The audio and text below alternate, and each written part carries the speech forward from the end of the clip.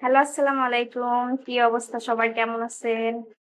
অনেকদিন পরে রান্না-বান্নার ভিডিও দিব আপনাদের সঙ্গে।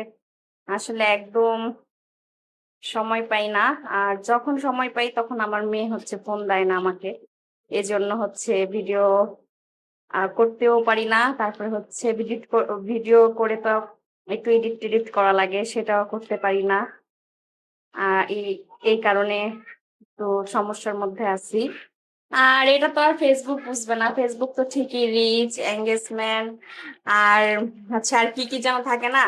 এগুলো সবকিছু কমায়া দিচ্ছে। এজন্য মনটা একটু খারাপ।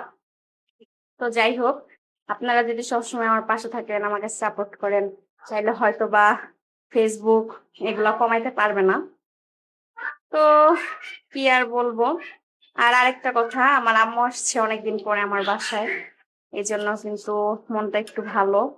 কালকে সারারাত আম্মুর সাথে বসে গল্প করছি, অনেক সুখ-দুঃখের কথা বলছি। মনটাই ভালো হয়ে গেছে।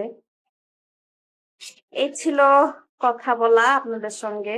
হাজার ব্যস্ততার মাঝে আপনাদের সঙ্গে একটু শেয়ার করলাম। দেখেন বাচ্চারা চিল্লাচিল্লি করতেছে।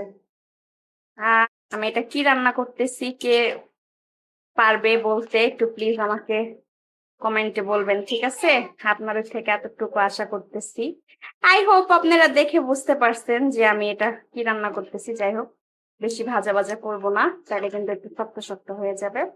এটা রান্না করা শেষ। আর এটা হচ্ছে কি রান্না করতেছি সেটা আপনাদেরকে বলে দেই। এটা হচ্ছে একটা আলু চিকন চিকন করে ফেলে দিছি, মানে ঝুরি করে কেটে দিছি। আর এখানে হচ্ছে পুঁটির মাছ, একদম এই মাছগুলা আমাদের পুকুরের মাছ। হ্যাঁ, একদম ফ্রেশ মাছ, টাটকা মাছ। এই যে দেখেন কি সুন্দর দেখতে।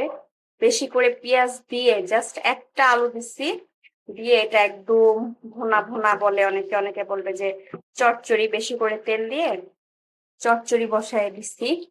আর এটা কিন্তু খুব মজা লাগে, রায়হানের বাবার খুব খুব খুব পছন্দের একটা খাবার। তো এই ছিল আমার আজকের ভিডিও। তো সবাই ভালো থাকবেন, সুস্থ থাকবেন, আমাদের জন্য দোয়া করবেন। আল্লাহ হাফেজ।